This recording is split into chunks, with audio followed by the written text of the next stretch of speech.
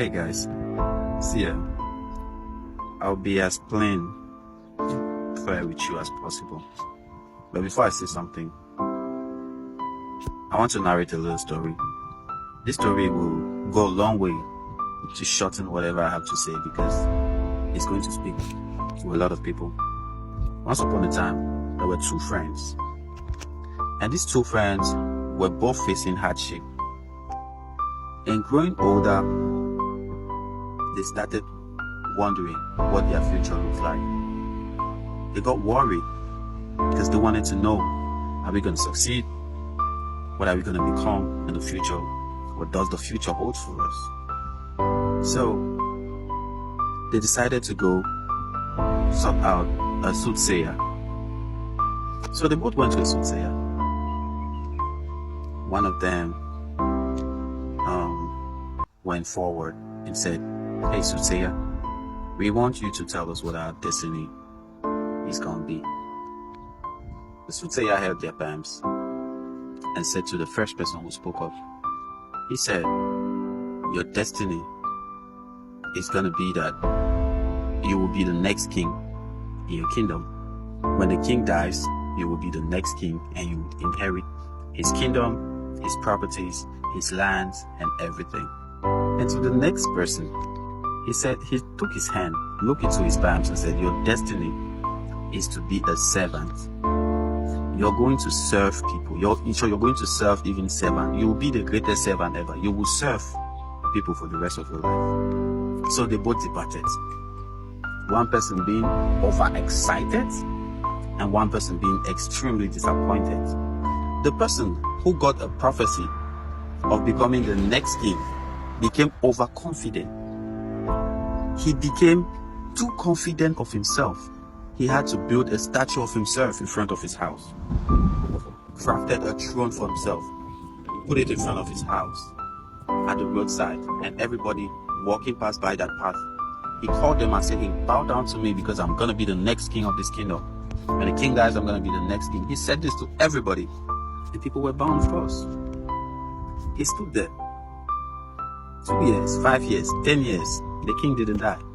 Meanwhile, the person who got the prophecy that he was going to be a servant, being heartbroken, but yet determined, he decided to go to a faraway location, into a bush, into a forest that was not habitated. He went there, decided to till the soil. He decided to grow crops.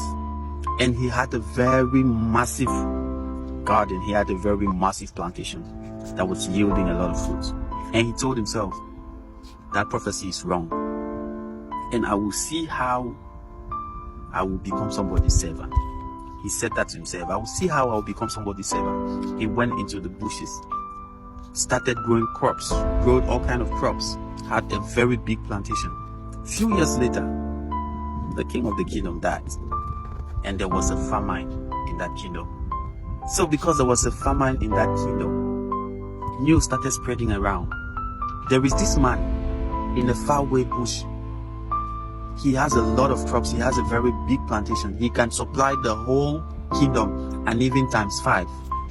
So they went to him, but they did not have enough money to pay him for their food, for the supplies. They did not have money to pay him. So they consulted among themselves and said, "What if we tell him to give us food and in exchange we make him king of our kingdom?" And that's how he became king. So I want to emphasize on this point. At the end of the story, the person who got a prophecy that he was going to be a servant ended up becoming a king.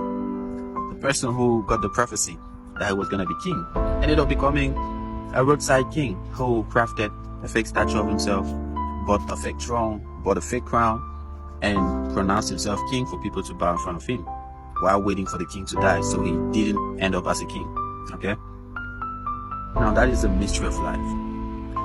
When you know God's plans in your life, you might destroy it if you're not a spiritual person. When you know God's plans in your life, you will destroy it. The Bible says, "I know the plans I have for you, plans to prosper you and not of evil." I'm saying so because most often, as a child of God, sometimes I pray and I want God to show me what my future looks like. Trust me, if you see what your future looks like, you will destroy it.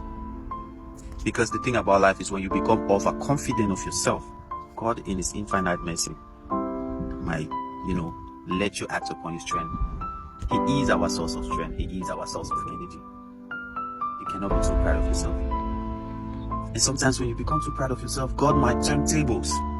God might turn tables. The people that you despise today might be kings tomorrow. Watch out the way you treat people. Watch out the way you interact with people. Send this message even to your family members, to your friends, because I have seen it all. I might be young. I don't have gray hairs. Trust me, I've seen a lot of things on this earth. I've seen tables turn. I've seen people who told you never ask anything from me, coming back years later to ask from you. I've seen people rejecting you, coming back for you a few years later. I've seen people despise you, coming back to beg for apologies a few years later. I've seen people accuse you, coming back to apologize and vindicate you at the end. So tables do turn. Treat people the way you want to be treated. Treat people rightly. Because when you become too confident of yourself, God might turn those tables. Don't be too overconfident. Put your trust in God and work hard to achieve whatever you want to achieve. You can get it. Peace.